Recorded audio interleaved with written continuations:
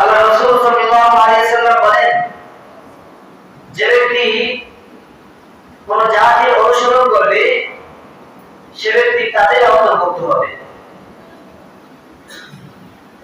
তো আমরা যদি কোন কাফের মুশরিককে যদি অনুসরণ করি, তাদেরকে যদি বন্ধুরূপে গ্রহণ করি, তাহলে কিয়ামতের ময়দানে তাদের সাথেই হাসর হবে।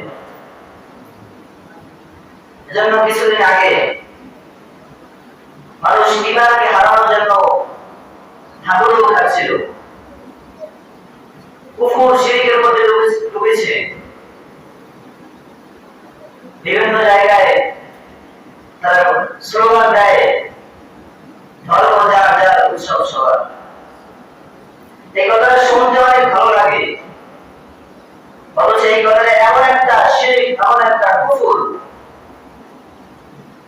যেটা কোরআনকে অস্বীকার করতেছে।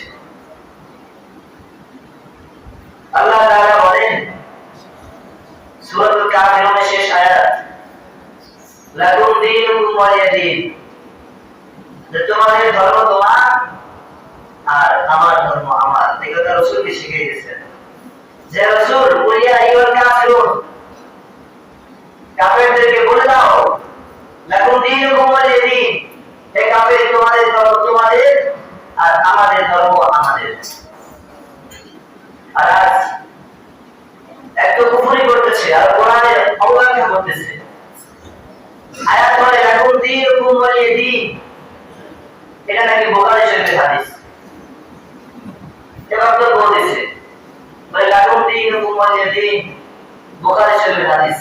বিগত দিনে এক নেত্রী বলছিল। আবার বলে লাকুম দীনুকুম ওয়ালিয়া দীন, ধর্ম যার যার উৎসব সবার। এর অর্থ নাকি এইটা?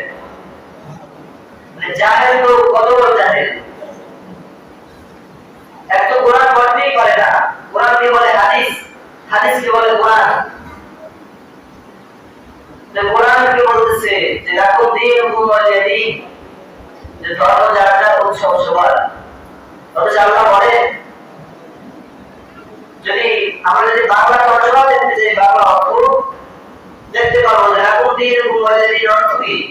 যে তোমাদের ধর্ম তোমাদের আর আমার ধর্ম আমার। রাসূল এই কথা তখন স্বীকার করছে।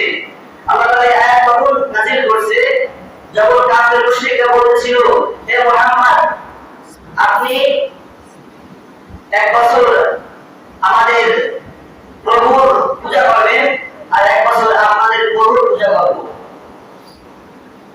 তখন আল্লাহ তাআলা আয়াত নাযিল করে বললেন সূরা কাফিরুন, হে নবী আপনি জানাই দিন, কাফের মুশরিকদেরকে বলেন যে তোমাদের ধর্ম তোমরা পালন করো না আর আমাদের ধর্ম আমরা পালন করব। এটা আল্লাহ তাআলার পক্ষ থেকে ঘোষণা। আর যে ব্যক্তি অন্য ধর্ম ভিন্ন ধর্ম